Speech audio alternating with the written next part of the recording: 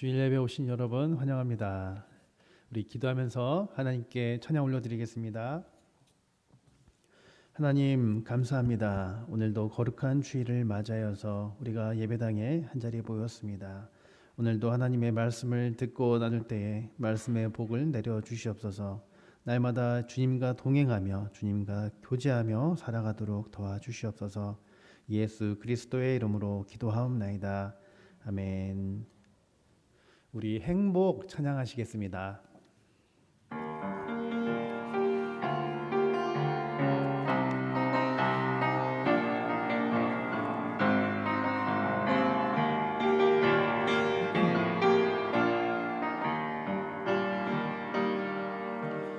화려하지 않아도 정결하게 사는 삶, 가진 것이 적어도 감사하며 사는 삶, 내게 주신 작은 힘 나눠주며 사는 삶, 이것이 나의 삶의 행복이라오. 이것이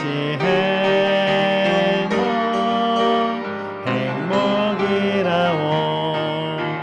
세상은 알 수 없는 하나님 선물, 이것이 행복이라오. 하나님의 자녀로 살아가는 것, 이것이 행복이라오.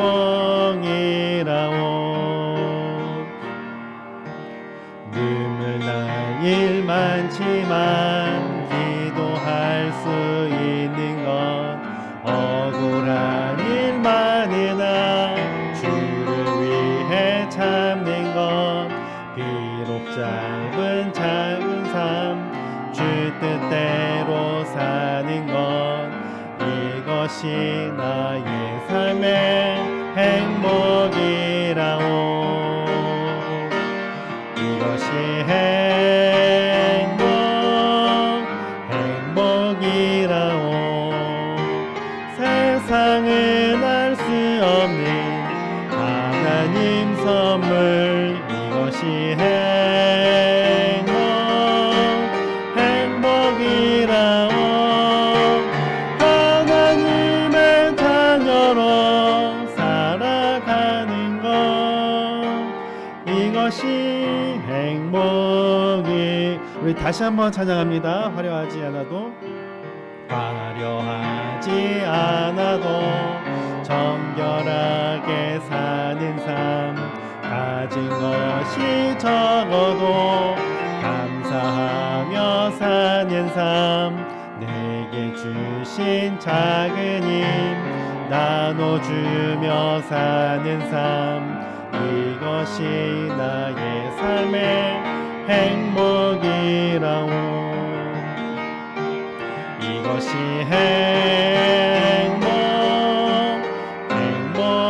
행복이라오. 세상은 알 수 없는 하나님 선물, 이것이 행복이라오. 하나님의 자녀로 살아가는 것, 이것이 행복이라오. 눈물 날 일 많지만 기도할 수 있는 것, 억울한 일 많으나 주를 위해 참는 것, 비록 짧은 작은 삶 주 뜻대로 사는 것, 이것이 나의 삶의 행복이라오. 이것이 행복이라오. 세상은 알 수 없는 하나님 선물, 이것이 행복이라오.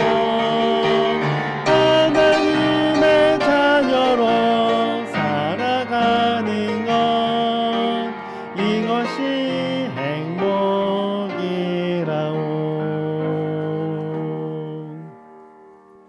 찬송가 96장 찬양하시겠습니다.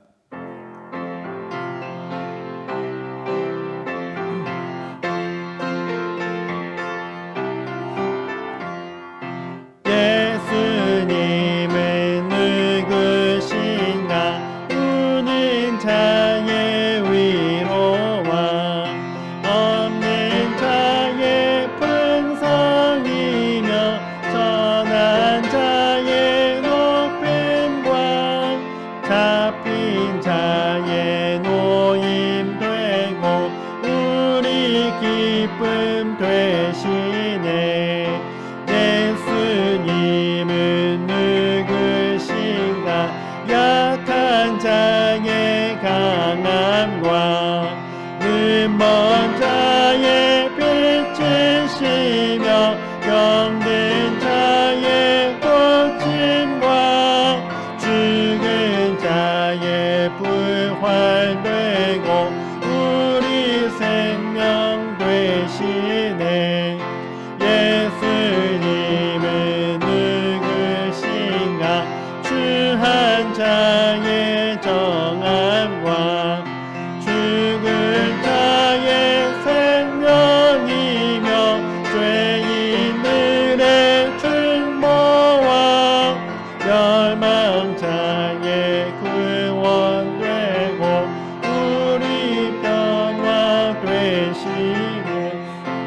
예수님은 누구신가 온 교회의 머리와 온 세상의 구주시며 모든 왕의 왕이요 심판하실 주님 되고 우리 영광 되시네. 우리 다 같이 일어서서 주님의 성령 찬양하시겠습니다.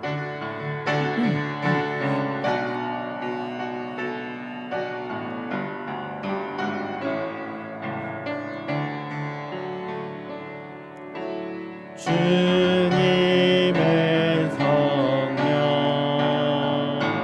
지금 이곳에 임하소서.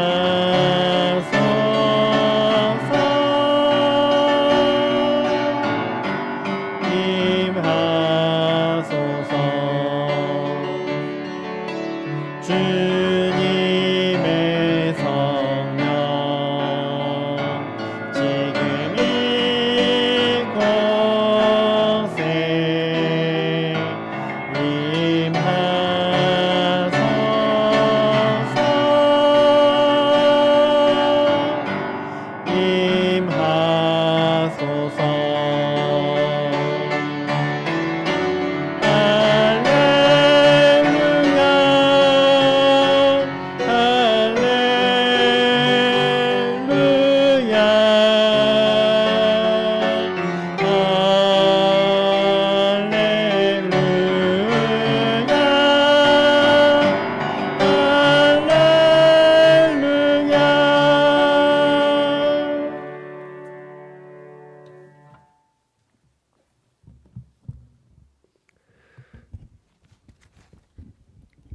우리 이 시간 하나님 앞에 참회의 기도를 드리겠습니다.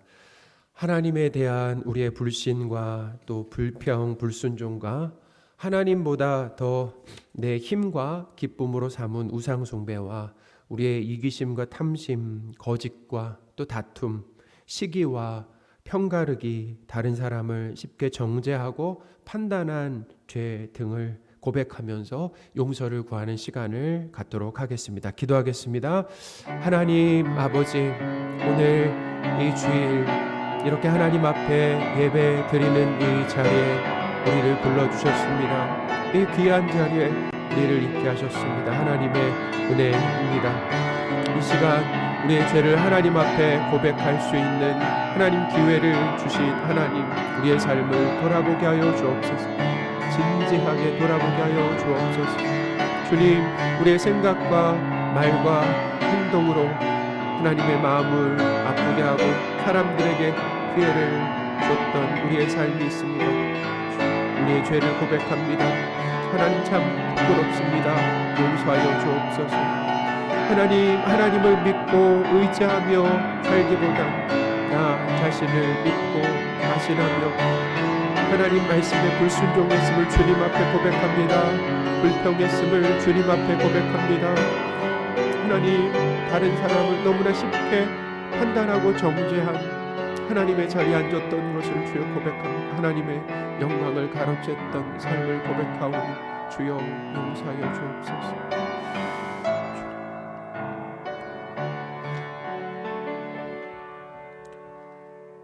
하나님 아버지, 예수님의 십자가 공로로 우리의 모든 우리의 과거, 현재, 미래 모든 죄가 용서되었음을 믿고 감사를 드립니다.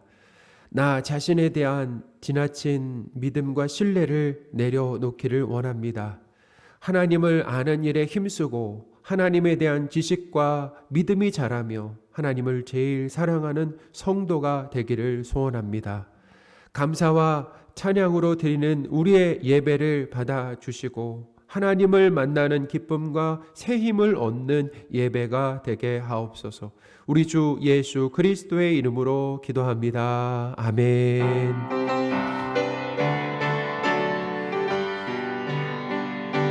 주의 영광 이곳에 가득해 우린 선의 주님과 함께 찬양하며 우리는 전진하리. 모든 열방 주 볼 때까지.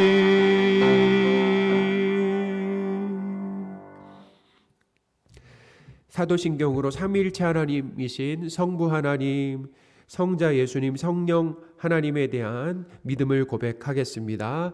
전능하사 천지를 만드신 하나님 아버지를 내가 믿사오며 그 외아들 우리 주 예수 그리스도를 믿사오니 이는 성령으로 잉태하사 동정녀 마리아에게 나시고 본디오 빌라도에게 고난을 받으사 십자가에 못 박혀 죽으시고 장사한 지 사흘 만에 죽은 자 가운데서 다시 살아나시며 하늘에 오르사 전능하신 하나님 우편에 앉아 계시다가 저리로서 산자와 죽은 자를 심판하러 오시리라. 성령을 믿사오며 거룩한 공회와 성도가 서로 교통하는 것과 죄를 사하여 주시는 것과 몸이 다시 사는 것과 영원히 사는 것을 믿사옵나이다. 아멘. 자리에 앉으셔서요. 찬송가 25장 하겠습니다.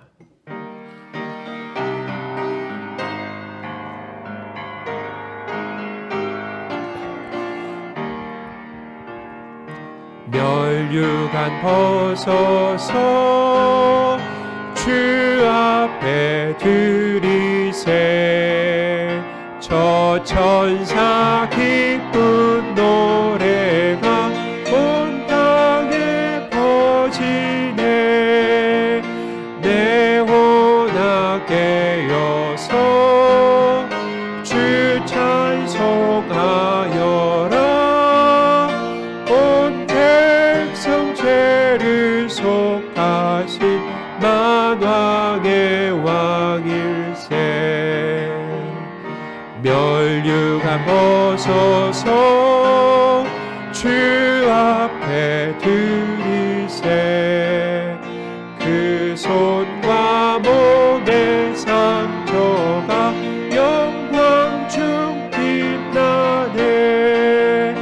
하늘의 천사도 그 영광 보고서 고난의 신비 알고자 늘은 모하도다.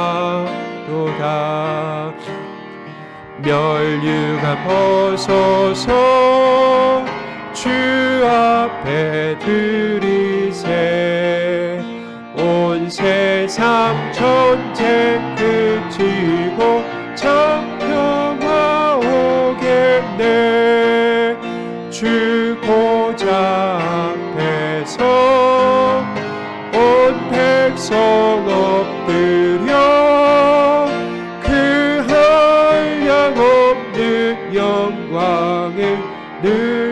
찬송합니다.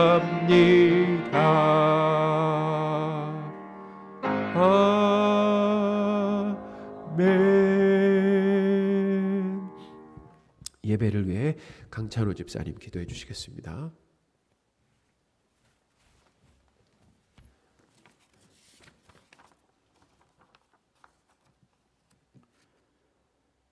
전지 만물을 지으시고 주관하시는 하나님 아버지, 우리를 자녀 삼아 주시고 변함없는 사랑으로 지켜 보호해 주셔서 감사와 찬양이 있는 예배의 자리로 인도해 주심을 감사를 드립니다. 주님의 십자가 보혈을 의지하여 담대히 보좌 앞으로 나온 우리 모두를 은혜와 진리가 풍성한 시간으로 인도해 주시옵소서. 사랑의 주님, 지난 한 주간도 세상 삶 가운데 주님의 겸손과 낮아지심을 따르며 이웃을 섬기기보다는 나의 이익을 도모하는 데 급급하였고 나누기보다는 더 많이 가지지 못함을 억울해하였습니다. 코로나 핑계로 예배를 등한시하였고 주어진 일만 마지못해 감당하는 우리의 연약한 모습을 주님 앞에 고백합니다. 주님, 우리를 불쌍히 여기시사 용서하여 주시고 주님의 자비로우심으로 우리를 새롭게 하여 주시옵소서. 사랑의 하나님, 2년 동안 지속되는 코로나 상황에서도 주님 여기까지 인도하심에 감사를 드립니다. 이제 위드 코로나로 우리 일상이 조금씩 자유로워지고 경제 상황도 나아지기를 간절히 소망해 봅니다. 하지만 완화된 일상 중에서도 긴장의 끈을 놓지 말고 한 걸음씩 주님만 보고 나아갈 때 주님께서 우리 모두를 선한 길로 인도해 줄 줄 믿습니다. 이제 곧 2022년을 향한 우리 교회와 우리 삶을 나아갈 계획을 세워야 할 시간입니다. 우리의 계획이 아닌 주님의 뜻을 살피며 준비하여 내년에는 교회와 우리 모두가 일보 전진하는 축복을 허락하여 주시옵소서. 하나님 아버지, 대학 진학을 위해 열심히 공부하고 노력한 우리 수험생들을 이제 며칠 앞으로 수능이 다가왔습니다. 잘 마무리하게 하시고 지혜와 용기를 주셔서 끝까지 최선을 다할 수 있도록 그들을 도와주시옵소서. 우리나라와 민족의 흥망성쇠를 주관하시는 하나님 아버지, 위기에 빠진 우리나라를 지켜주시옵소서. 불과 70년 전 절대 빈곤의 국가가 열방 가운데 우뚝 선 경제 대국이 된 것은 응답하신 하나님의 은혜임을 기억합니다. 달라진 환경과 여건 속에서도 집단과 세대 간의 갈등과 불평, 불만과 다툼과 교만이 만연한 이때에 소망 중에 달려왔던 과거를 디딤돌 삼게 하여 주시옵소서. 우리의 회개의 영을 부어주셔서 주님 앞에 회개하고 다시금 일어날 수 있도록, 초심을 회복할 수 있도록, 또한 코로나도 이겨낼 수 있도록 주님 도와주시옵소서. 특별히 내년 대선을 앞두고 혼란을 우리 사회의 공의가 하수처럼 흐르도록 인도해 주시옵소서. 하나님을 경외하고 말과 행동이 일치하는 위대한 비전과 능력을 갖춘 겸손과 청렴한 지도자를 이 땅에 허락하여 주시기를 간절히 원합니다. 오늘 또 말씀 전하시는 이상욱 담임 목사님 건강으로 지켜주시고 전하시는 말씀 위에 성령의 기름을 부어 주시옵소서. 주시는 말씀으로 지치고 낙심된 마음은 소망을 얻고 몸과 마음의 병든 자에게는 치유와 회복을, 눌린 영혼은 자유와 높임을 얻게 하옵소서. 한결같이 수고하며 섬기는 손길과 예배를 돕는 모든 이들에게 하늘의 기쁨과 감사가 차고 넘치게 하시옵소서. 우리의 삶의 이유가 되시는 우리 주 예수 그리스도의 이름으로 기도합니다. 아멘.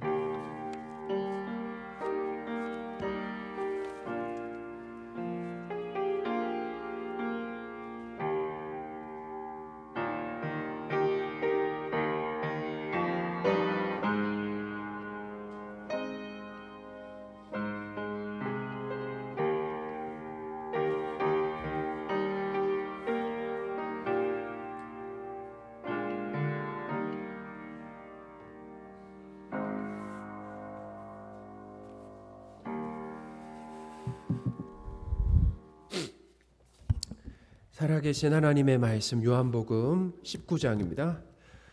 1절에서 16절까지 말씀입니다. 요한복음 19장 1절에서 16절입니다.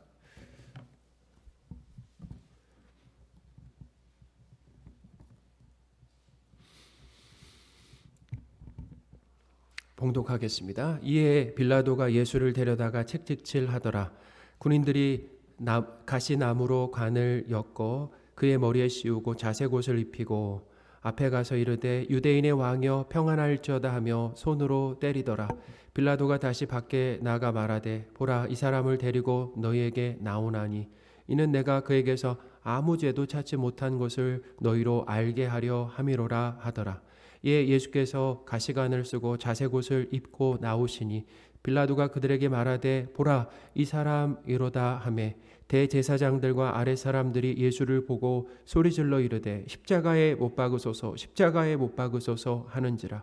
빌라도가 이르되 너희가 친히 데려다가 십자가에 못 박으라. 나는 그에게서 죄를 찾지 못하였노라. 유대인들이 대답하되 우리에게 법이 있으니 그 법대로 하면 그가 당연히 죽을 것은 그가 자기를 하나님의 아들이라 함이니이다. 빌라도가 이 말을 듣고 더욱 두려워하여 다시 관정에 들어가서 예수께 말하되 너는 어디로부터냐 하되 예수께서 대답하여 주지 아니하시는지라. 빌라도가 이르되 내게 말하지 아니하느냐 내가 너를 놓을 권한도 있고 십자가에 못 박을 권한도 있는 줄 알지 못하느냐. 예수께서 대답하시되 위에서 주지 아니하셨더라면 나를 해할 권한이 없으리니 그러므로 나를 내게 넘겨준 자의 죄는 더 크다 하시니라. 이러함으로 빌라도가 예수를 놓으려고 힘썼으나 유대인들이 소리질러 이르되 이 사람을 놓으면 가이사의 충신이 아니니이다. 무릇 자기를 왕이라 하는 자는 가이사를 반역하는 것이니이다. 빌라도가 이 말을 듣고 예수를 끌고 나가서 돌을 깐 뜰 히브리 말로 가바다에 있는 재판석에 앉아 있더라. 이날은 유월절의 준비일이요 때는 제6시이라. 빌라도가 유대인들에게 이르되 보라 너희 왕이로다. 그들이 소리 지르되 없이 하소서 없이 하소서 그를 십자가에 못 박게 하소서. 빌라도가 이르되 내가 너희 왕을 십자가에 못 박으랴. 대제사장들이 대답하되 가이사 외에는 우리에게 왕이 없나이다 하니 이에 예수를 십자가에 못 박도록 그들에게 넘겨주니라. 아멘. 할렐루야. 아멘. 예수님은 이 로마 정부를 대적하는 정치범으로 몰려서 이 로마 총독 빌라도에게 재판을 받으셨습니다. 이 재판 과정에서 예수님의 그 무죄함이 드러났죠. 빌라도는 예수님을 풀어주기 위해서 애를 많이 썼습니다. 유월절 당시 죄수 한 사람을 풀어주는 전례, 곧 이 유월절 특사를 이야기하면서 예수님을 풀어주려고 했다라는 거예요. 그런데 유대인들은 한 목소리로 강도 바라바를 풀어달라라고 외쳤죠. 빌라도는 예수님을 낳아주려는 이 방면 시도를 계속했습니다. 오늘 본문에 보시면 이 빌라도는 예수님에게 책찍질하게 하고 유대인들을 이제 만족시키는 거죠. 그래서 예수님을 석방시키려고 했다라는 거예요. 1절입니다. 이에 빌라도가 예수를 데려다가 책찍질하더라. 아멘. 여러분 책찍질하면은 어떤 장면이 생각나세요? 우리는 책찍질하면 동물 조련사들의 이 책찍이나 아니면 승마할 때 말을 좀 빨리 달리게 하려고 하는 어떤 책찍 정도로 이렇게 생각이 되잖아요. 근데 이 로마의 책찍이라고 하는 것은 가죽 책찍 그리고 끝에는 나비나 동물의 뼈를 달았다라고 합니다. 그리고 그것을 물에 적셨다라고 해요. 그 가죽을. 그래서 때리는 사람이 그 형벌을 가하는 사람이죠. 때리는 사람이 지칠 때까지 때리는 거예요. 지칠 때까지 때리고 또 다른 사람이 지칠 때까지 때렸기 때문에 이 맞는 사람이 어느 정도냐면 살이 떨어져 나갈 정도다. 살이 떨어져 나갈 정도고 온몸이 피범벅이 되는 아주 잔인한 형벌이다라는 거죠. 그러니까 채찍은 이 십자가 형벌의 전 단계였는데 십자가에 달기 전에 채찍에 맞아 죽는 사람들이 허다했다라고 합니다. 그만큼 이 채찍이라고 하는 것은 아주 무서운 형벌이죠. 그러니까 로마의 채찍 형벌을 당한 이 사람은 그 모습이 끔찍하고 처참하여서 쳐다보는 사람은 고개를 절로 돌리게 돼 있다라는 거예요. 쳐다볼 수가 없는 거죠. 빌라도는 채찍에 맞아 온몸이 피투성이가 된 예수님을 관정 밖으로 끌고 나갔습니다. 그러니까 그러니까 유대인들이 관정 안으로 들어오지 않았다라고 말씀을 드렸잖아요. 그 유월절을 지키기 위해. 그러니까 빌라도가 예수님을 관정 밖으로 끌고 나갔다라는 거예요. 그리고 유대인들에게 이렇게 얘기했습니다. 보라, 이 사람이로다라고 했습니다. 그러니까 이 말은 죄 없는 사람을 책찍으로 이 정도 때렸으니까 이제 그만하자라는 의미였어요. 자, 4, 5절입니다. 빌라도가 다시 밖에 나아가 말하되 보라, 이 사람을 데리고 너희에게 나오나니 이는 내가 그에게서 아무 죄도 찾지 못한 것을 너희로 알게 하려 함이로다 하더라. 이에 예수께서 가시관을 쓰고 자색 옷을 입고 나오시니 빌라도가 그들에게 말하되 보라, 이 사람이로다 하매. 아멘. 대제사장들과 성전 경비대들은 피투성이가 된 예수님을 보고도 십자가에 못 박아라 라고 이렇게 소리를 쳤다라는 거예요. 참 잔인하죠. 악합니다. 빌라도는 유대인들의 이 행동을 보고서 당황해서 이렇게 나올 줄 몰랐다는 거예요. 당황하고 놀라서 이렇게 얘기했습니다. 당신들이 예수를 데리고 가서 십자가에 못 박으라 라고 했어요. 이것은 빌라도가 십자가형을 선고한 것이 아닙니다. 그러니까 유대인들은 자체적으로 십자가형을 집행할 권한이 없었어요. 그러니까 유대인들의 이 행동이 빌라도가 볼 때도 이해가 안 되고 못마땅하다라고 하는 표현이죠. 더욱이 빌라도는 예수님이 죄가 없음을 다시 한번 이야기했다라는 거예요. 자, 6절입니다. 대제사장들과 아랫 사람들이 예수를 보고 소리질러 이르되 십자가에 못 박으소서 십자가에 못 박으소서 하는지라. 빌라도가 이르되 너희가 친히 데려다가 십자가에 못 박으라. 나는 그에게서 죄를 찾지 못하였노라. 아멘.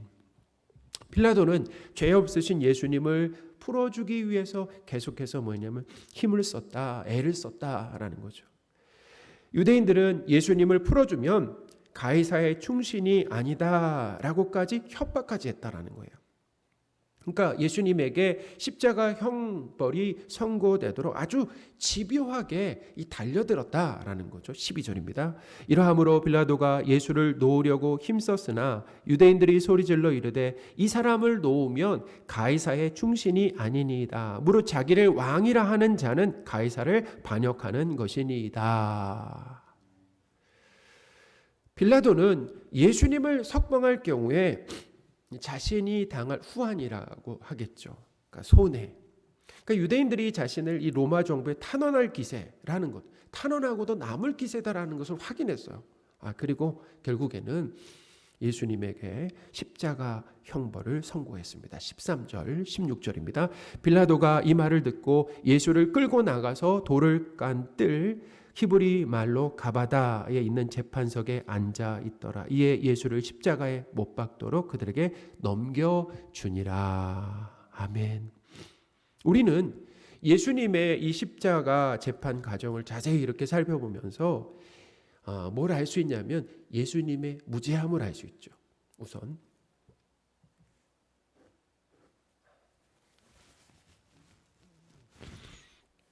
예수님의 무죄함을 알 수 있습니다.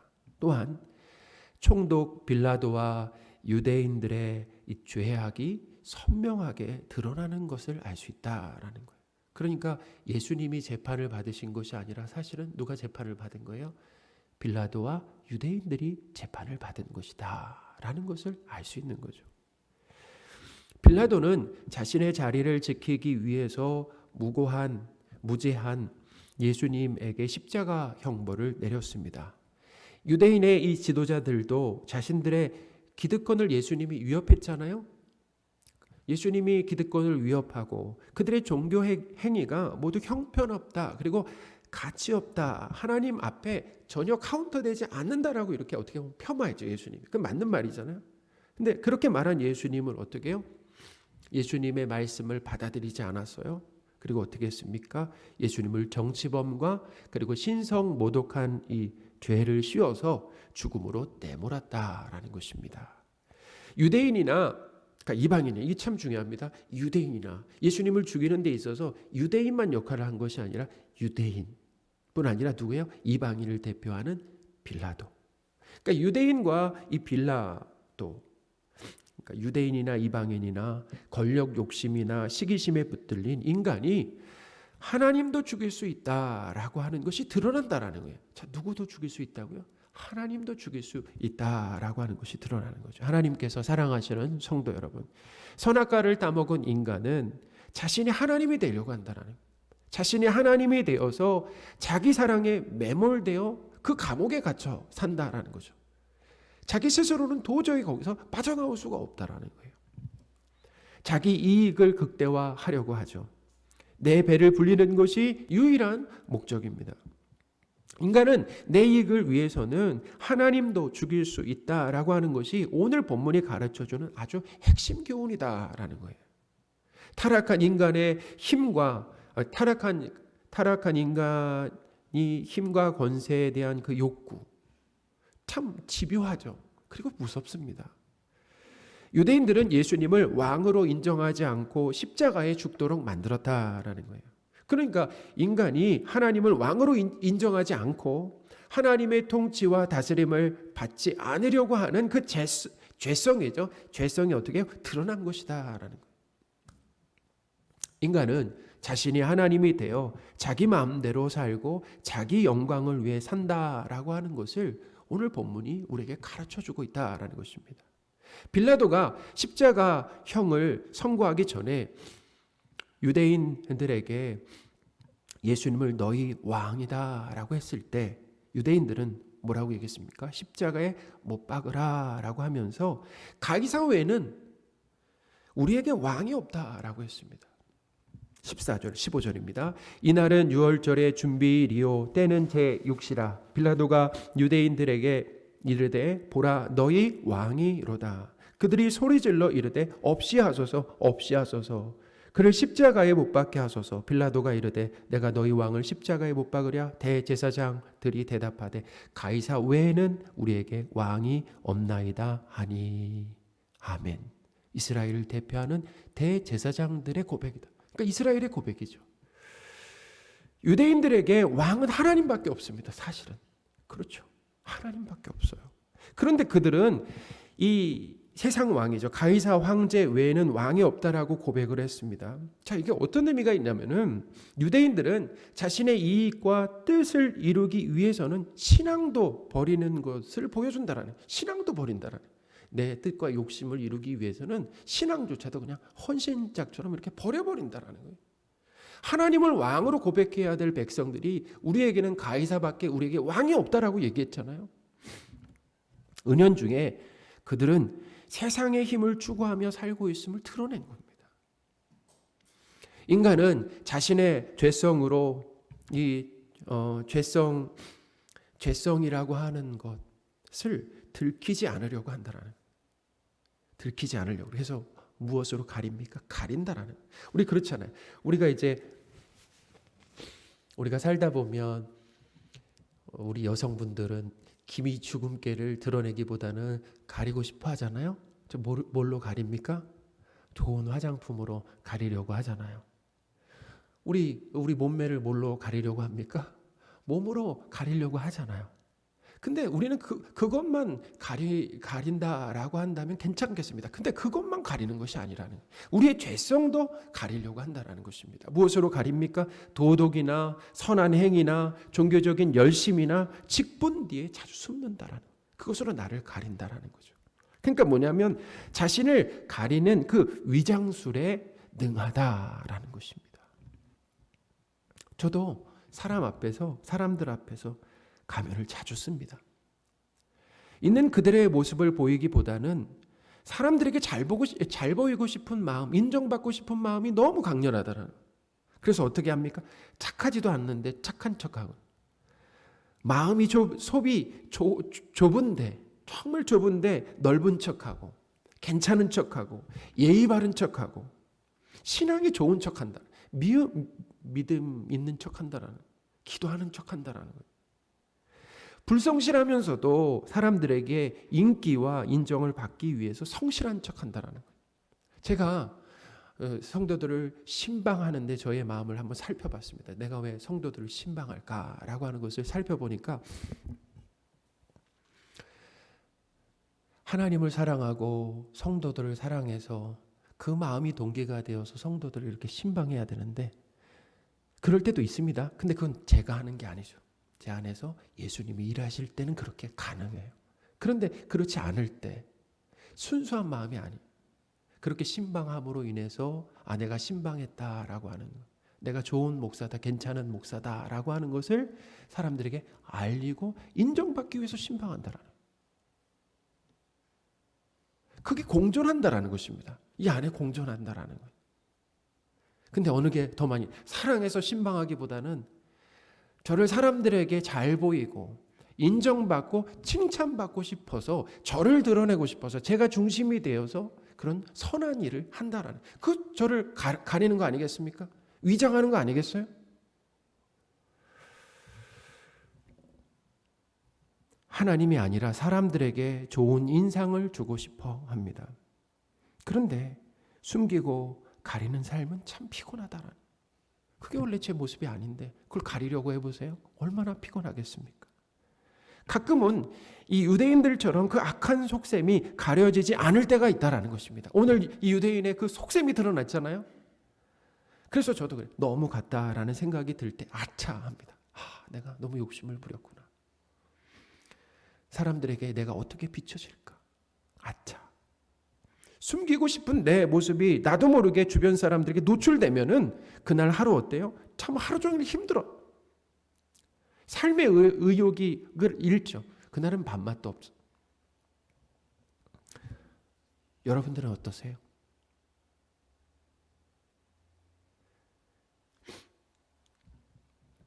우리의 이기심과 이 탐욕은 가려지거나 통제가 안 된다. 가리고 싶어도 가려지지가 않는다. 나도 모르게 나오게 된다라는 것입니다. 잘 가리다가도 나도 모르게 그 이기심과 뭐예요? 그 욕심이 통제되지 않고 나오게 된다라는 것입니다. 사랑하는 여러분, 예수님을 십자가에 못 박으라고 외쳤던 이 유대인들의 그 모습을 볼 때 우리는 그들과 다르다라고 생각하면 안 됩니다. 하나님은 아담의 모습 속에서, 아담의 그 불순종을 통해 그 유대인들의 죄를 통해서 우리의 죄성을 발견하기를 원하신다라는, 그래서 성경을 우리에게 주신 거예요.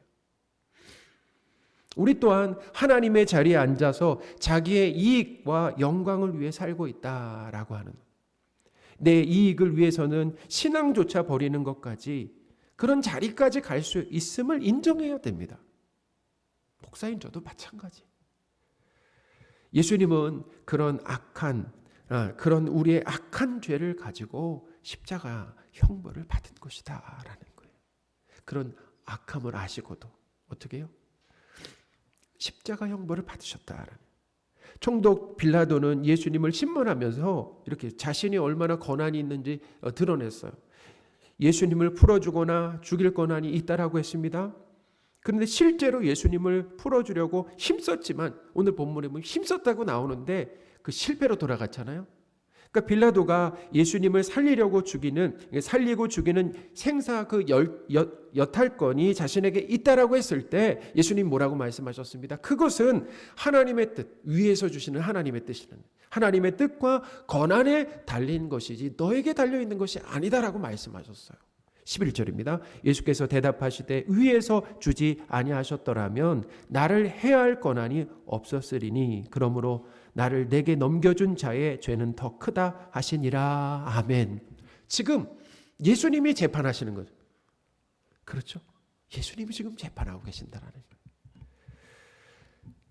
예수님을 십자가에 죽게 하신 것은 유대인들의 그런 뜻으로 이루어진, 분명히 유대인들의 뜻이 이루어진 것 같지만 하나님의 구원 계획이었다라는 것입니다. 그것은 하나님의 구원 계획이었다. 예수님의 십자가 이 죽음은 타락한 인간의 죄를 대신하는 것이었습니다. 하나님은 죄인인 우리 대신 예수님을 십자가에 죽게 하셨습니다. 예수님이 죄인인 우리 대신 십자가에 죽으셨다라고 하는 이런 이 사실을 오늘 성경을 근거로 해서 몇 가지 말씀을 드리겠습니다. 빌라도 법정에서 예수님의 모습이 어떠했습니까? 머리에 가시관을 쓰시고 자색 옷을 입으시고 채찍에 맞으셨어요.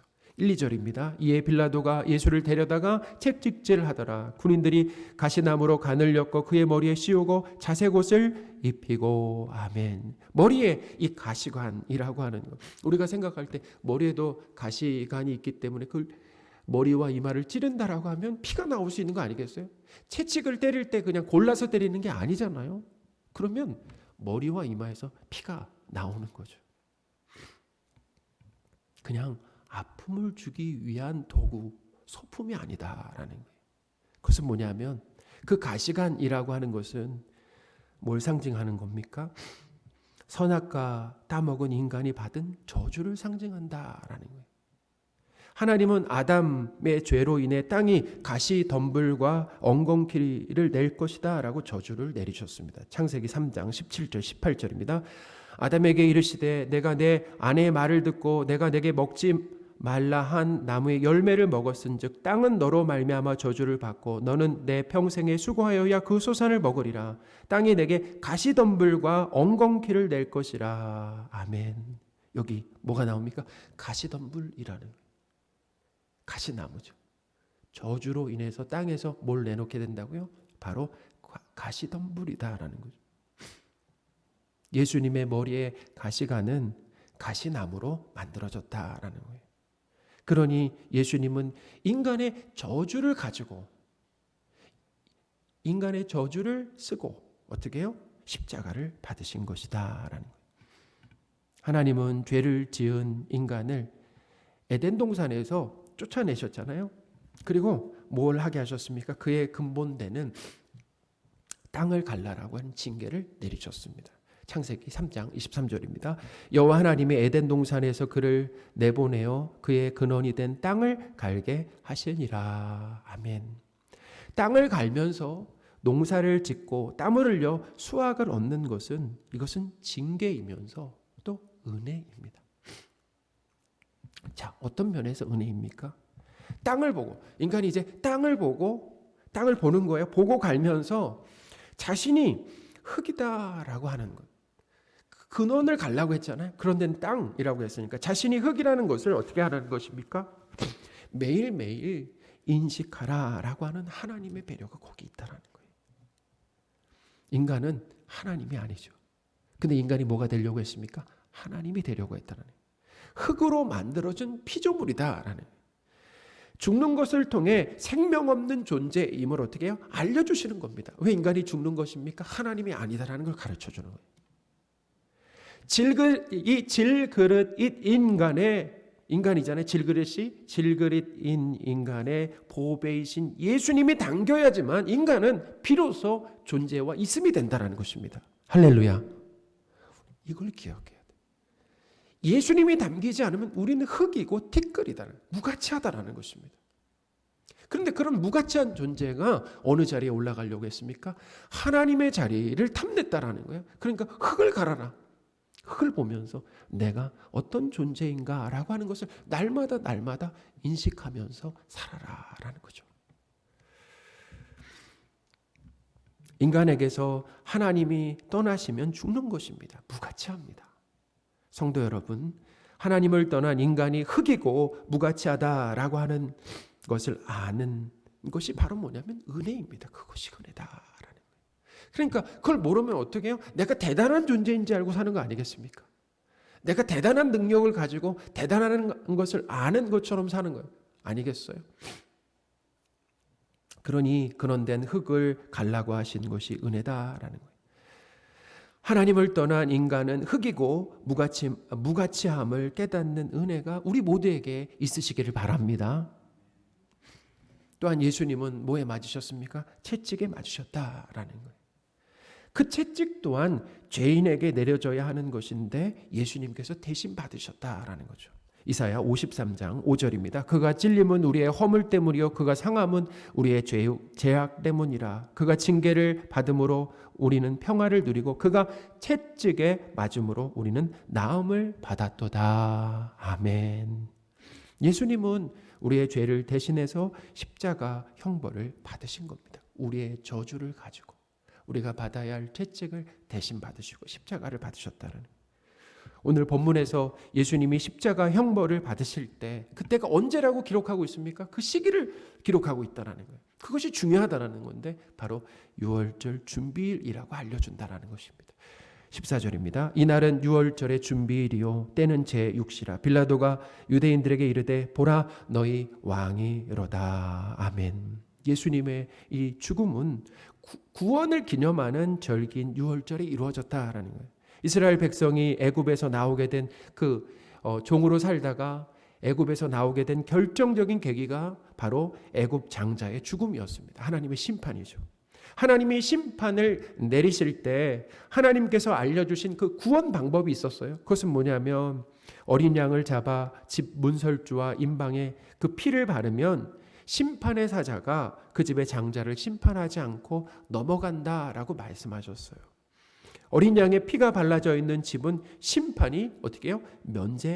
심판을 면제받는 거죠. 하나님의 말씀을 듣고 어린 양의 피를 문에 바른 유대인이나 뿐만 아니라 애굽 사람들까지도 만약에 애굽 사람들이 그 말씀을 믿고 그 문에 발랐으면 어떻게 해요? 전부 구원을 받았다라는 것입니다. 그래서 애굽에서 이스라엘 백성뿐만 아니라 수많은 잡족이 나왔다라고 성경이 기록하고 있는 거예요. 출애굽기 12장 38절입니다. 수많은 잡족과 양과 소와 심이 많은 가축이 그들과 함께 하였으며 아멘. 유대인들은 이 유월절을 대대로 지켰습니다. 대대로 지키라고 하셨어요. 대대로 지키라고 하는 것은 첫째 어떤 의미가 있냐면 그들이 어떻게 구원받았는지 기억하라는 것입니다. 그들의 어떤 행위로 구원받은 것이 아니잖아요. 그렇죠? 하나님의 은혜로 어린 양의 피로 구원받은 거 아니겠습니까? 그렇죠. 또한 어린 양의 피가 구원의 유일한 방법이다라고 하는 것을 알려주는 거죠. 유월절 어린 양을 자기 집 문설주와 임방에 바름으로 구원받은 것은 세상 죄를 지고 십자가에서 피 흘려 죽으심으로 구원을 주신 예수님을 미리 보여주는 모형이면서 예표다라는 거예요. 그러니까 유월절 어린 양은 실체이신 예수님을 설명하고 힌트하는 그런 그림자 역할을 했다라는 것입니다. 사도 요한도 예수님을 뭐라고 얘기했습니까? 세상 죄를 지고 가는 하나님의 어린 양이라고 가르쳐 줬습니다. 요한복음 1장 29절입니다. 이튿날 요한이 예수께서 자기에게 나오심을 보고 이르되 보라 세상 죄를 지고 가는 하나님의 어린 양이로다. 아멘. 하나님께서 사랑하시는 성도 여러분, 예수님은 우리의 죄와 허물을 전부 가지고 십자가에서 죽기 위해 이 땅에 오셨다라는 것입니다. 예수님은 하나님의 뜻에 의하여 죽으신 거예요. 유대인들의 뜻에 의하여 우리가 볼 때는 겉보기에는 그렇게 돌아가신 거지만 하나님의 구원 계획, 그 구원 계획이라고 하는 것은 창세 전에 이미 세상이 창조되기 전에 하나님이 세우신 그 구원 계획에 따라서 스케줄에 따라서 진행된 것이다라는 것입니다. 하나님은 택한 백성인 우리를 구원하시고 살리시기 위해 예수님을 대신 십자가에 죽게 하셨습니다. 우리를 위해 그렇게 하신 겁니다. 유월절 어린 양이신 예수님을 하나님과 구원자로 믿을 때 죄사함을 받고 하나님의 자녀가 되는 구원을 받게 된다라는 거예요. 그것이 요한복음에서 우리에게 가르쳐 주는 거죠. 예수님을 믿는 것이 타락한 인간이 구원받는 유일한 길이다라는 거예요. 사랑하는 여러분, 예수님을 하나님과 구원자로 믿으시는 은혜가 우리 모두에게 있기를 소원합니다. 사랑하는 여러분, 아담과 이 이스라엘의 죄를 드러내신 이 하나님은 그 죄를 그 인생과 신앙생활을 통해서 드러내셨잖아요. 그 하나님은 우리의 인생과 신앙생활을 통해서도 우리의 죄도 다 들춰내신다라는 거예요. 내가 하나님을 불신하고 불순종한 아담이고 또 내가 탐욕과 시기심에 붙들린 이스라엘 백성과 빌라도인 것을 폭로시키신다라는 것입니다. 내가 예수님을 죽인 장본인이고 채찍에 맞고 내가 채찍에 맞고 벌거벗겨져서 십자가에 죽어야 할 사람은 바로 나다라고 하는 것을 가르쳐 주신다라는 것입니다.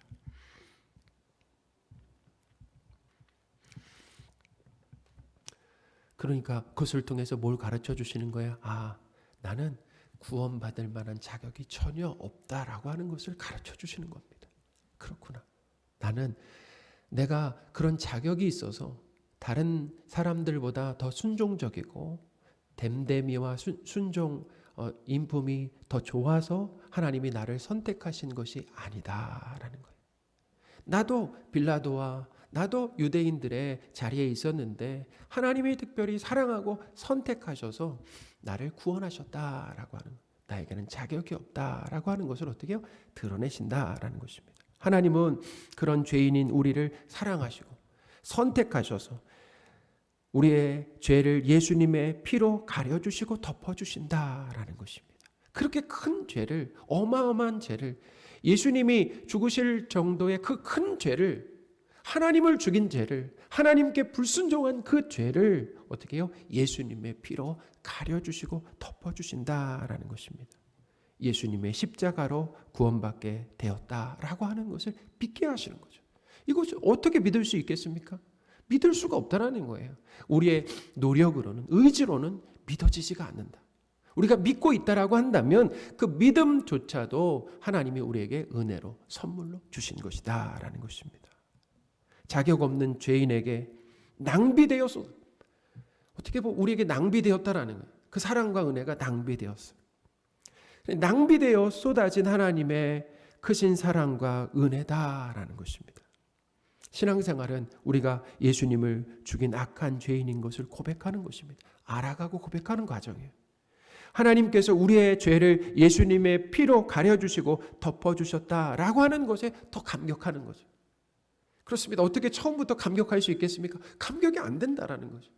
근데 신앙생활 하다 보면 내 죄도 깨달아지는 것이고 내 죄를 덮으신 그 하나님의 사랑과 그 은혜도 깨달아지면서 감격하게 되고 감사하게 되고 찬양하게 된다라는 것입니다. 기도하겠습니다. 하나님 아버지, 우리가 예수님을 십자가에 죽인 죄인입니다. 예수님의 십자가 피로 우리의 죄를 가려주시고 덮어주신 하나님의 크신 사랑과 은혜에 감사를 드립니다. 신앙생활을 통해 내가 죄인인 것을 고백하며 자격 없는 우리에게 구원을 주신 하나님을 찬양하게 하옵소서. 우리 주 예수 그리스도의 이름으로 기도합니다. 아멘. 우리 행복 찬양하겠습니다.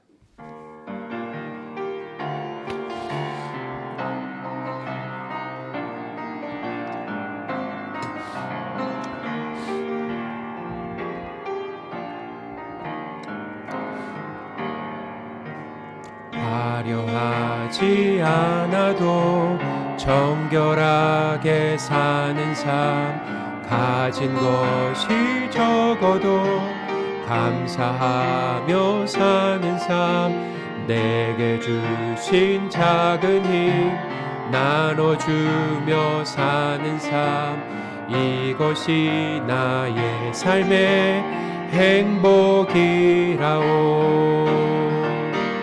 이것이 행복이라오. 세상엔 알 수 없는 하나님 선물, 이것이 행복이라오.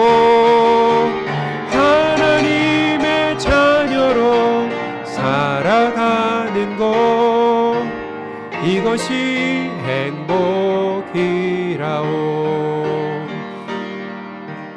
눈물 날 일 많지만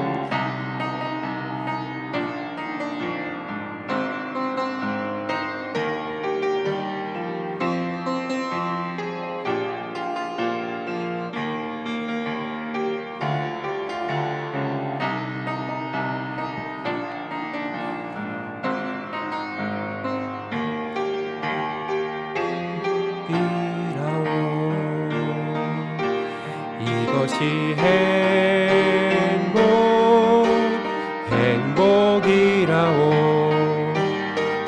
세상은 알 수 없는 하나님 선물, 이것이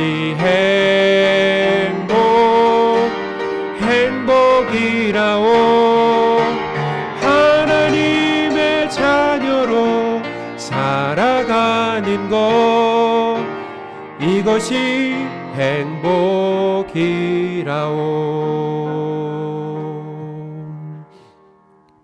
기도하겠습니다. 내 사랑하는 형제들아, 속지 말라.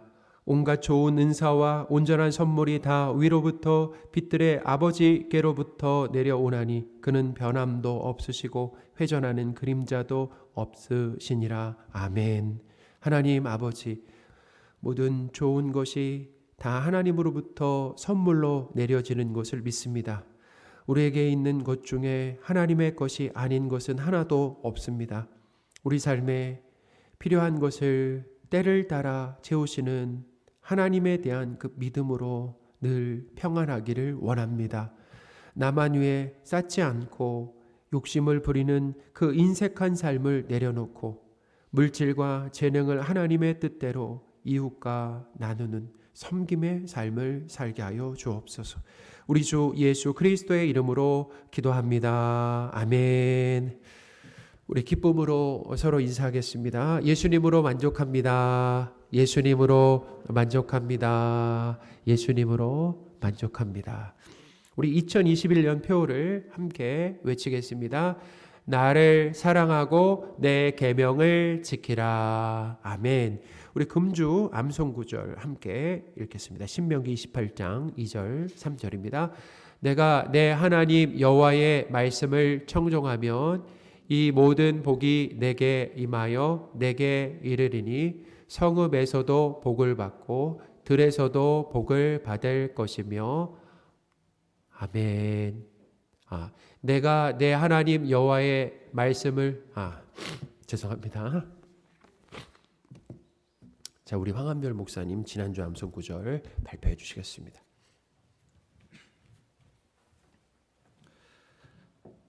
살아계신 하나님의 말씀, 신명기 28장 1절 말씀. 내가 내 하나님 여호와의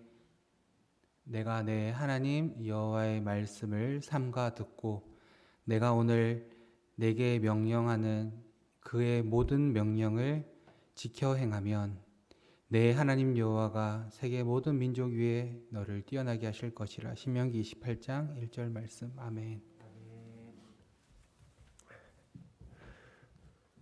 우리 하나님께 감사의 박수하겠습니다. 우리 2022년 표는 비전 나눔을 통해 하나님께 예배하리라로 정해졌습니다. 표어의 이 구절은 시편 22편 27절인데요. 이제 이 말씀은 신년 예배 때 제가 설교하도록 하겠습니다. 자, 우리 교회 방향을, 내년에 교회 방향을 정해 주신 우리 하나님께 감사의 박수하겠습니다. 우리 강찬호 집사님도 기도하셨듯이 우리의 삶은 우리가 계획을 세우는 것이 아닙니다. 하나님께 여쭤보는 거죠. 우리의 삶 어떤 방향에 집중해야 될 것인가, 내년에는 어디에 집중해야 될 것인가 라고 하는, 그러니까 내 계획과 방향을 다 세우고 하나님의 뜻, 그러니까 하나님이 원하시는 쪽을 생각하는 것이 아니라 하나님이 원하시는 내 삶의 방향을 먼저 정하는 거죠. 그게 중요합니다. 우리 교회도 그래서 내년에 우리가 그 많은 일들이 있지만 어디에 집중해야 되는가라고 하는 것을 이제 비전 나눔을 통해 정한 거 아니겠습니까? 하나님 우리에게 성도들에게 동일한 감동을 주셔서 이제 예배라고 하는 이 주제를 선택하게 되었습니다. 그래서 구체적으로 실천할 수 있는 그 방안을 찾을 수 있도록 또 기도해 주시기를 부탁드리겠습니다. 우리 다음 주일은 추수감사주일로 지킵니다. 먼저 주보에 한번 칼럼을 읽어보시고요. 한 해를 돌아보시면서 때를 따라 은혜를 주신 하나님께 감사하시는, 그래서 감사와 찬양으로 넘치는 그런 추수감사절 예배가 되었으면 좋겠습니다. 내가 원하는 뜻이 이루어지지 않았다라고 불평하시기보다는, 자, 내 뜻이 이루어지지 않으면 누구 뜻이 이루어진 거예요? 하나님의 뜻이 이루어졌다라는 그것을 기억하시고 그것에 감사하시기 바랍니다. 대학 수학 능력 시험이 금주 목요일에 있습니다. 우리 김동원 그리고 김동현, 우진혁, 장세은 학생을 위해서 기도해 주시기를 부탁드리겠습니다. 2022년 달력을 배포합니다. 그래서 나가실 때 가정당 한 부씩 가져가시고 혹시 사업장에 쓰시길 원하시는 분들은 또 한 부 더 가져가셔도 되겠습니다. 우리 교우 동정입니다. 안재욱 청년이 군 복무를 건강하고 또 안전하게 마치고 제대를 했습니다. 자, 우리 하나님께 감사의 박수하겠습니다.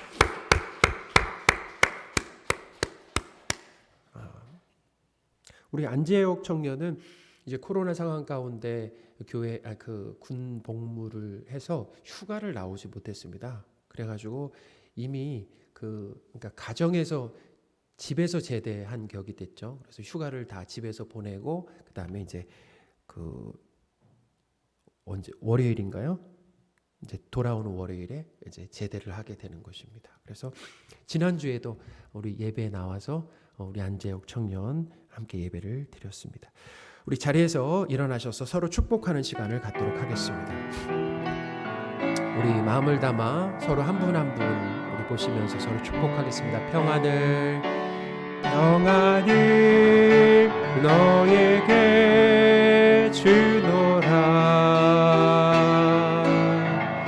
세상이 줄 수 없는 세상이 알 수도 없는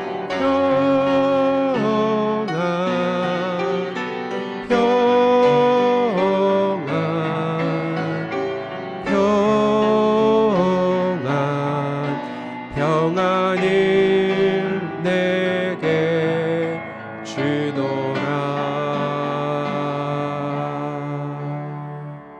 아멘. 축도하겠습니다. 우리 주 예수 그리스도의 은혜와 하나님의 크신 사랑과 성령님의 늘 함께 하심이 우리의 죄를 예수님의 십자가로 가려주시고 덮어주신 하나님의 크신 사랑과 은혜에 날마다 감격하며 찬양하고 살기를 소원하는 모든 성도들 위해 그 가정과 일터와 학업 위에 지금부터 영원토록 함께 계실지어다. 아멘.